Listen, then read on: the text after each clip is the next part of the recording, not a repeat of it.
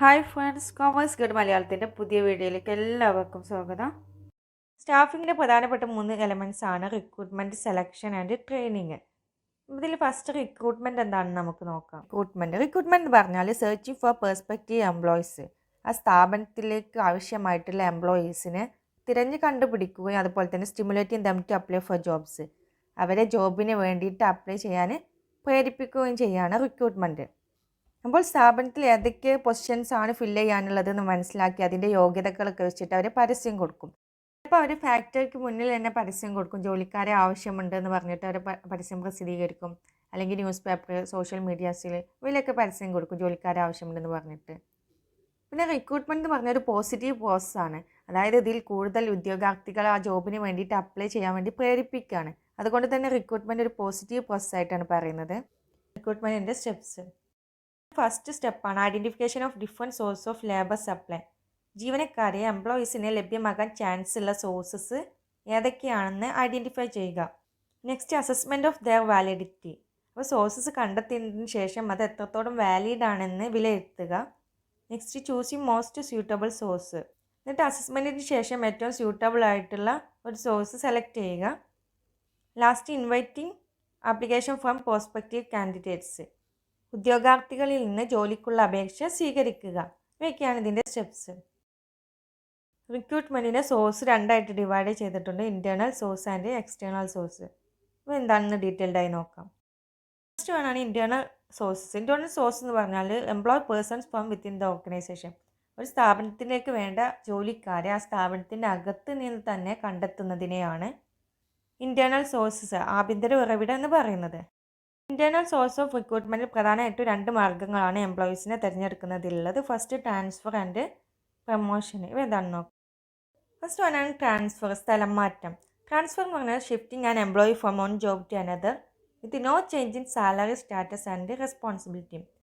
ആ സ്ഥാപനത്തിലെ തന്നെ ജീവനക്കാരനെ അദ്ദേഹത്തിൻ്റെ പദവിയിലോ അതുപോലെ തന്നെ ഉത്തരവാദിത്വത്തിലോ സാലറിയിലോ ഒന്നും മാറ്റമില്ലാതെ ഒരു ജോലിയിൽ നിന്ന് മറ്റൊരു ജോലിയിലേക്ക് മാറ്റുന്നതിനെയാണ് ട്രാൻസ്ഫർ എന്ന് പറയുന്നത്.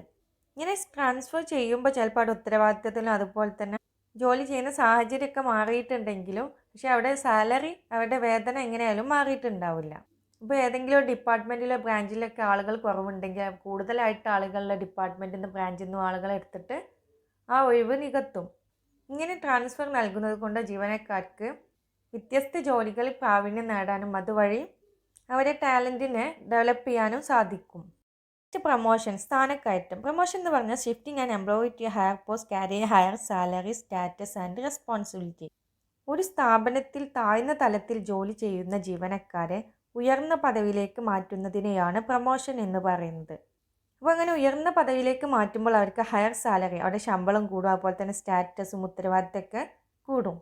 അതുവഴി എംപ്ലോയീസ് മോട്ടിവേറ്റഡ് ആകാനും അതുപോലെ തന്നെ അവരുടെ വിശ്വാസവും ഒക്കെ വർദ്ധിക്കാൻ കാരണമാവും. ഇങ്ങനെ പ്രൊമോഷൻ നൽകുമ്പോൾ അത് മറ്റുള്ള എംപ്ലോയീസിന്, താഴ്ന്ന തലത്തിലുള്ള എംപ്ലോയീസിന് അവർക്കും നല്ലത് ചെയ്താൽ ഇനിയും പ്രൊമോഷൻ കിട്ടാമെന്നൊരു തോന്നലുണ്ടാവുകയും അതുവഴി എല്ലാ ജീവനക്കാരെയും സ്വാധീനിക്കാൻ കഴിയും. ഈ മെറിറ്റ്സ് ഓഫ് ഇൻറ്റേർണൽ സോഴ്സ്. ഇൻറ്റേർണൽ സോഴ്സിൻ്റെ ഗുണങ്ങൾ എന്തൊക്കെയാണെന്ന് നോക്കാം. Motivation to employees. ഇപ്പോൾ ജീവനക്കാർക്ക് പ്രൊമോഷനൊക്കെ നൽകുമ്പോൾ താഴെ തട്ടിലുള്ള എംപ്ലോയീസിന് അവർക്ക് മികച്ച പെർഫോമൻസ് കാഴ്ചവെക്കണം എന്നൊരു തോന്നലുണ്ടാവും. അങ്ങനെയാകുമ്പോൾ അവരെന്താ ഉത്തരവാദിത്തത്തോടും അതുപോലെ തന്നെ വിശ്വസ്തയോടൊക്കെ കൂടി കമ്പനിക്ക് വേണ്ടി ജോലി ചെയ്യാൻ തുടങ്ങും. Next simplify selection process. സ്ഥാപനത്തിനകത്ത് നിന്ന് തന്നെ എംപ്ലോയീസിനെ സെലക്ട് ചെയ്യുന്നത് കൊണ്ട് അവർക്ക് എക്കണോമിക്കൽ സെലക്ഷനുള്ള പ്രോസസ്സിൻ്റെ കോസ്റ്റ്, ചിലവൊക്കെ കുറക്കാൻ കഴിയും. അതുപോലെ തന്നെ more reliable way of recruitment. അവിടെ എംപ്ലോയീസിനെയൊക്കെ സ്ഥാപനത്തിന് നേരിട്ട് അറിയുന്നത് കൊണ്ട് തന്നെ ഇത് റിലയബിൾ വേ ഓഫ് റിക്രൂട്ട്മെൻറ്റ്, ഒരു കൃത്യതയാർന്ന റിക്രൂട്ട്മെൻറ്റ് ശൈലിയാണ്. Next tool of training. ഇതിൽ പറയുന്നത് എംപ്ലോയീസിന് ട്രാൻസ്ഫർ ഒക്കെ നൽകുമ്പോൾ അതിലൂടെ അവർക്ക് പുതിയ കാര്യങ്ങൾ പഠിക്കാൻ കഴിയുകയും അതുവഴി അവരെ ഹയർ ജോബ്സ്, അതിലും ഉയർന്ന പദവിയിലേക്ക് ജോലി ചെയ്യാൻ പ്രാപ്തരായിട്ടുള്ള എംപ്ലോയീസ് ആക്കി മാറ്റുകയും ചെയ്യും. Next benefit to shifting work force. ഇതിൽ പറയുന്നത് ഏതെങ്കിലും ഡിപ്പാർട്ട്മെൻറ്റിൽ കൂടുതലായിട്ട് എംപ്ലോയീസ് ഉണ്ടെങ്കിൽ അവരെ ഏത് ഡിപ്പാർട്ട്മെൻറ്റിലാണോ ഷോർട്ടേജ് ഉള്ളത് അങ്ങോട്ട് മാറ്റിയിട്ട് ആ പ്രോബ്ലം അവിടെ സോൾവ് ചെയ്യാൻ കഴിയും. Last one, less costly. സ്ഥാപനത്തിനകത്ത് നിന്ന് തന്നെ റിക്രൂട്ട്മെൻറ്റ് നടത്തുന്നത് കൊണ്ട് അതൊരു ചിലവ് കുറഞ്ഞ രീതിയാണ്. Demerits of internal source. ഇൻറ്റേർണൽ സോഴ്സിൻ്റെ പരിമിതികൾ എന്തൊക്കെയാണെന്ന് നോക്കാം. First, limited choice. സ്ഥാപനത്തിനകത്ത് നിന്നുള്ള എംപ്ലോയീസിനെ തന്നെ നിയമിക്കുമ്പോൾ അവരുടെ ടാലൻറ്റഡ് ആയിട്ട് ആളുകളെ കണ്ടെത്തുന്നതിനുള്ള സാധ്യത ഉണ്ടാവില്ല. അതുവഴി പുതിയ അറിവും പുതിയ അനുഭവമൊക്കെ ഉള്ള എംപ്ലോയീസിനെ സ്ഥാപനത്തിലേക്ക് കൊണ്ടുവരാൻ സാധിക്കില്ല. Next, scope for fresh talent is reduced. Talented ആയിട്ടുള്ള പുതിയ അറിവും അനുഭവമൊക്കെയുള്ള എംപ്ലോയീസിന് സ്ഥാപനത്തിന് കിട്ടാൻ ചാൻസ് കുറവായിരിക്കും. Next, not suitable for new enterprise. പുതിയതായി സ്റ്റാർട്ട് ചെയ്തിട്ടുള്ള സ്ഥാപനങ്ങൾക്കൊന്നും ഇത് പ്രായോഗികമല്ല. നിലവിലുള്ള സ്ഥാപനങ്ങളിൽ മാത്രമേ ഇൻറ്റേർണൽ സോഴ്സിന് സ്കോപ്പ് ഉള്ളൂ. Next, spirit of competition among employees is reduced. ഇതിൽ പറയുന്നത് ആവശ്യമായിട്ടുള്ള ജീവനക്കാരെ സ്ഥാപനത്തിനകത്ത് നിന്ന് തന്നെ തിരഞ്ഞെടുക്കുന്നത് കൊണ്ട് അവരുടെ മത്സരം ഇല്ലാതാക്കുന്നുണ്ട്. Next, frequent transfer reduce productivity of the organisation. ഇതിൽ പറയുന്നത് സ്ഥാപനത്തിലെ ജീവനക്കാരുടെ കണ്ടിന്യൂസ് ആയിട്ടുള്ള സ്ഥലം മാറ്റമൊക്കെ അവരുടെ സ്ഥാപനത്തിൻ്റെ പ്രൊഡക്ടിവിറ്റിയെ തന്നെ നെഗറ്റീവായിട്ട് ബാധിക്കും. ഇൻറ്റേർണൽ സോഴ്സ് ഏതൊക്കെയാണെന്ന് പറഞ്ഞു. ഇനി എക്സ്റ്റേണൽ സോഴ്സ് ഓഫ് റിക്രൂട്ട്മെൻറ്റ് എന്ന് പറഞ്ഞാൽ candidates from outside the organisation. ഇവിടെ ഉദ്യോഗാർത്ഥികളെ കണ്ടെത്തുന്നത് ഔട്ട്സൈഡ് ദ ഓർഗനൈസേഷൻ, സ്ഥാപനത്തിന് പുറത്ത് നിന്നായിരിക്കും. അപ്പോൾ എക്സ്റ്റേണൽ സോഴ്സ് എന്ന് പറഞ്ഞാൽ സ്ഥാപനത്തിന് പുറത്ത് നിന്ന് ജീവനക്കാരെ കണ്ടെത്തുന്നതിനെയാണ് എക്സ്റ്റേണൽ സോഴ്സ് എന്ന് പറയുന്നത്. ഡയറക്റ്റ് റിക്രൂട്ട്മെൻറ്റ്, ഇതിൽ ആ സ്ഥാപനത്തിൽ ഏതൊക്കെ ജോലിയാണ് ഒഴിവുള്ളത്, അതുപോലെ തന്നെ അതിന് വേണ്ടിയിട്ടുള്ള യോഗ്യതകളൊക്കെ വെച്ചിട്ട് ഒരു നോട്ടീസ് ഉണ്ടാക്കും. ആ നോട്ടീസ് ആ സ്ഥാപനത്തിൻ്റെ പുറത്ത് നോട്ടീസ് ബോർഡിൽ പ്രദർശിപ്പിക്കും. ആ നോട്ടീസിൽ ഒരു ഡേറ്റും കൊടുത്തിട്ടുണ്ടാവും, ഏത് ദിവസമാണ് എംപ്ലോയീസിനെ തിരഞ്ഞെടുക്കുന്നത് എന്ന് പറഞ്ഞിട്ട്. അപ്പോൾ ആ ദിവസം കാൻഡിഡേറ്റ്സ് എല്ലാവരും ഒരുമിച്ച് കൂടുകയും അതിൽ നിന്ന് യോഗ്യരായ എംപ്ലോയീസിനെ സെലക്ട് ചെയ്യുകയാണ് ഇവിടെ ചെയ്യുന്നത്. പ്രധാനമായിട്ടും അൺസ്കിൽഡ് ഓർ സെമി സ്കിൽഡ്, അത്ര വൈദഗ്ധ്യം ആവശ്യമില്ലാത്ത ജോലികൾക്ക് വേണ്ടിയിട്ടാവും ഈ റിക്രൂട്ട്മെൻറ്റ് മെത്തേഡ് അപ്ലൈ ചെയ്യുന്നത്. അതുപോലെ തന്നെ ഇവിടെ എംപ്ലോയീസിന് ദിവസാടിസ്ഥാനത്തിലാവും ഇവർക്ക് വേജസ് നൽകുന്നത്. ഏറ്റവും ചിലവ് കുറഞ്ഞൊരു റിക്രൂട്ട്മെൻറ്റ് രീതിയാണ് ഡയറക്റ്റ് റിക്രൂട്ട്മെൻറ്റ്. അവിടെ അഡ്വർടൈസ്മെൻറ്റ് പരസ്യം നൽകുന്നതിന് വേണ്ടിയിട്ടുള്ള പണമൊന്നും ഇവിടെ ചിലവാകുന്നില്ല. അതുകൊണ്ട് ഏറ്റവും ചിലവ് കുറഞ്ഞൊരു മെത്തേഡും കൂടിയാണ് ഡയറക്റ്റ് റിക്രൂട്ട്മെൻറ്റ്, നേരിട്ട് റിക്രൂട്ട്മെൻറ്റ് നടത്തുന്നത്. Next one, casual callers. ഇതിൽ പറയുന്നത് കമ്പനി ആവശ്യപ്പെടാതെ തന്നെ ഒരുപാട് ഉദ്യോഗാർത്ഥികൾ അവരുടെ CV ആപ്ലിക്കേഷനൊക്കെ കമ്പനിക്ക് അയച്ചെടുത്തിട്ടുണ്ടാകും. അങ്ങനെയുള്ള ഉദ്യോഗാർത്ഥികളിൽ നിന്ന് കുറച്ച് ആളുകളുടെ ഡാറ്റാബേസ്, അവരുടെ ഇൻഫർമേഷനൊക്കെ വെച്ചിട്ട് ഒരു പട്ടിക ഉണ്ടാക്കി വെക്കും. അപ്പോൾ സ്ഥാപനത്തിൽ എന്തെങ്കിലും ഒഴിവുകൾ വരുമ്പോൾ ഇങ്ങനെയുള്ള ആളുകളെ ജോലിക്കായിട്ട് നിയമിക്കും. അതിനെയാണ് കാഷ്വൽ കോളേഴ്സ്, ജോലി അന്വേഷകർ എന്ന് പറയുന്നത്. നെക്സ്റ്റ് വൺ ആണ് അഡ്വർടൈസ്മെൻറ്റ്, പരസ്യം നൽകുക. ഇതിൽ പറയുന്നത് ഒഴിവുള്ള ജോലികളും അതുപോലെ തന്നെ അതിന് വേണ്ടിയിട്ടുള്ള യോഗ്യതകളൊക്കെ വെച്ചിട്ട് newspaper, social medias, journals ഇവയിലൊക്കെ പരസ്യം നൽകുന്നതിനെയാണ് അഡ്വർടൈസ്മെൻറ്റ് എന്ന് പറയുന്നത്. അഡ്വർടൈസ്മെൻറ്റിൻ്റെ ഗുണങ്ങൾ എന്ന് പറയുന്നത് provide a wide range of candidates. ജോലി ഒഴിവുകളിലേക്ക് ഒരുപാട് അപേക്ഷകരെ കണ്ടെത്താൻ സാധിക്കും. അതുപോലെ തന്നെ സ്ഥാപനത്തെക്കുറിച്ചും ജോലിയുടെ വിശദ വിവരങ്ങളൊക്കെ പരസ്യത്തിൽ ഉൾപ്പെടുത്തുന്നത് കൊണ്ട് കൂടുതൽ അപേക്ഷകരെ ആകർഷിക്കാൻ സാധിക്കുന്നു എന്നുള്ളതും കൂടെയാണ് മറ്റൊരു ബെനിഫിറ്റ്. പിന്നെ ഇതിൻ്റെ ഒരു ലിമിറ്റേഷൻ എന്ന് പറയുന്നത് ഇങ്ങനെ പരസ്യം നൽകുന്നതിലൂടെ ഒരുപാട് ആളുകൾ അപേക്ഷ നൽകും. അപ്പോൾ അതിൽ നിന്ന് യോഗ്യരായിട്ടുള്ള ആളുകളുണ്ടാവും, യോഗ്യരല്ലാത്തവരുണ്ടാവും. അപ്പോൾ ഓവറായിട്ട് ആപ്ലിക്കേഷൻസ് വരും. അത് ഇതിൻ്റെ ഒരു നെഗറ്റീവാണ്. നെക്സ്റ്റ്, എംപ്ലോയ്മെൻറ്റ് എക്സ്ചേഞ്ച് പറഞ്ഞാൽ സർക്കാർ നിയന്ത്രണത്തിലുള്ള സ്ഥാപനങ്ങളാണ്.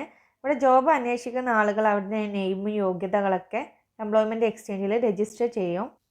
ചില സാഹചര്യങ്ങളിൽ നിയമപരമായിട്ട് ഒഴിവുകൾ നികത്തുന്നതിന് വേണ്ടി എക്സ്ചേഞ്ച് വഴി നിയമനം നടത്താറുണ്ട്. ഇതിൻ്റെ ഗുണങ്ങൾ എന്തൊക്കെയാണെന്ന് നോക്കാം. First one, less expensive. മറ്റുള്ള റിക്രൂട്ട്മെൻറ്റ് രീതികളെ അപേക്ഷിച്ച് ചിലവ് കുറവായിരിക്കും. അതുപോലെ തന്നെ സ്പീഡി, യോഗ്യരായിട്ടുള്ള എംപ്ലോയീസിനെ പെട്ടെന്ന് തന്നെ ലഭിക്കും.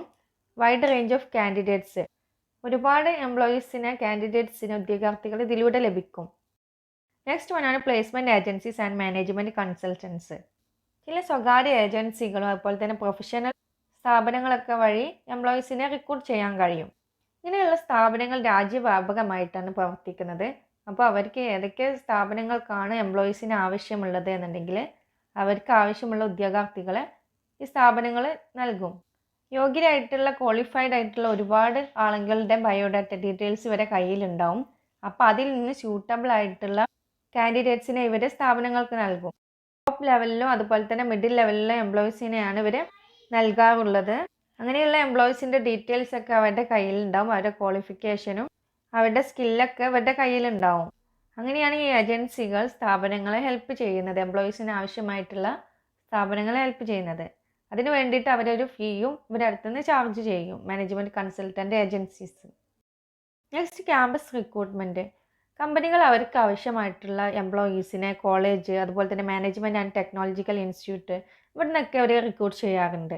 ഇപ്പോൾ Indian institute of technology, Indian institute of management എന്നൊക്കെ പറഞ്ഞിട്ടുള്ള സ്ഥാപനങ്ങൾ കമ്പനി നേരിട്ട് വന്നിട്ട് ഉദ്യോഗാർത്ഥികളെ സെലക്ട് ചെയ്യാറുണ്ട്. ഇങ്ങനെയുള്ള റിക്രൂട്ട്മെൻറ്റിനെയാണ് ക്യാമ്പസ് റിക്രൂട്ട്മെൻറ്റ് എന്ന് പറയുന്നത്. ഇതിൻ്റെ ഗുണങ്ങൾ എന്ന് പറയുന്നത് ഫ്രഷ് ടാലൻറ്റ് കാൻഡിഡേറ്റ്സിന് കിട്ടും. അതായത് പുതിയ അറിവും പുതിയ നോളജൊക്കെ ഉള്ള ഉദ്യോഗാർത്ഥികൾ ഇവർക്ക് ലഭിക്കും. അതുപോലെ തന്നെ വൈഡ് ചോയ്സ് ആർ അവൈലബിൾ. ഇവിടെ ഒരുപാട് കാൻഡിഡേറ്റ്സിന് അല്ലെങ്കിൽ ക്വാളിഫൈഡ് ആയി ടാലൻറ്റഡ് ആയിട്ട് ഒരുപാട് ഉദ്യോഗാർത്ഥികളെ കമ്പനിക്ക് ലഭിക്കും. Next one, recommendation of employees. ഇതിൽ പറയുന്നത് സ്ഥാപനത്തിൽ നിലവിലുള്ള എംപ്ലോയീസ് അവരുടെ ബന്ധുക്കളെയോ അല്ലെങ്കിൽ അവരുടെ കൂട്ടുകാരെയോ ഒക്കെ ഏതെങ്കിലും ജോലി സ്ഥാപനത്തിൽ ഒഴിവുണ്ടെങ്കിൽ അവിടേക്ക് നിർദ്ദേശിക്കാറുണ്ട്. അങ്ങനെ എംപ്ലോയീസിനെ സെലക്ട് ചെയ്യാം. ഇതിനെയാണ് റെക്കമെൻഡേഷൻ ഓഫ് എംപ്ലോയീസ് എന്ന് പറയുന്നത്. ഇതിൻ്റെ ഗുണങ്ങളാണ് നിലവിലുള്ള എംപ്ലോയിക്ക് കാൻഡിഡേറ്റിനെ അറിയുന്നത് കൊണ്ട് തന്നെ സ്ക്രീനിങ്, ക്വാളിഫിക്കേഷൻസ് ഒക്കെ പരിശോധിക്കുന്നത് എളുപ്പമാവും. Next, motivation to existing staff. നിലവിലുള്ള സ്റ്റാഫിനൊരു പ്രചോദനമാകും. അവരെ നിർദ്ദേശം കൺസിഡർ ചെയ്തു എന്ന് തോന്നുമ്പോൾ അവർക്ക് മോട്ടിവേഷൻ ഉണ്ടാക്കും. നെക്സ്റ്റ്, ലേബർ കോൺട്രാക്ടേഴ്സ്, കരാറുകാർ. ജോലിക്ക് ആവശ്യമായിട്ടുള്ള എംപ്ലോയീസിനെ കുറച്ച് സമയം കൊണ്ട് തന്നെ എത്തിച്ചു കൊടുക്കുന്ന ആളുകളെയാണ് ലേബർ കോൺട്രാക്ടേഴ്സ് എന്ന് പറയുന്നത്. പ്രധാനമായിട്ടും അൺസ്കിൽഡ് ലേബേഴ്സ്, അതായത് വൈദഗ്ധ്യങ്ങളൊന്നും ആവശ്യമില്ലാത്ത തൊഴിലാളികളെ ആയിരിക്കും ഇവർ സപ്ലൈ ചെയ്യുന്നത്. അപ്പോൾ ഏത് സമയത്ത് എംപ്ലോയീസിന് ആവശ്യമുണ്ടെന്നുണ്ടെങ്കിൽ ഈ കോൺട്രാക്ടേഴ്സിനെ ബന്ധപ്പെട്ടാൽ അവരാവശ്യമുള്ള ആളുകളെ ഇവർക്ക് എത്തിച്ചു കൊടുക്കും. നെക്സ്റ്റ് വണ്ണാണ് ഇൻ്റർനെറ്റ് അല്ലെങ്കിൽ വെബ് പബ്ലിഷിംഗ്. ചില വെബ്സൈറ്റുകൾ ഫോം ചെയ്തിട്ടുണ്ട്. അതായത് ജോബ് സീക്കേഴ്സ്, ജോലി അന്വേഷിക്കുന്നവരെ കുറിച്ചും അതുപോലെ തന്നെ തൊഴിൽ നൽകുന്നവരെ കുറിച്ചൊക്കെയുള്ള ഇൻഫർമേഷൻ പ്രൊവൈഡ് ചെയ്യുന്നതിന് വേണ്ടിയിട്ടുള്ള വെബ്സൈറ്റുകൾ ഉണ്ടാവും.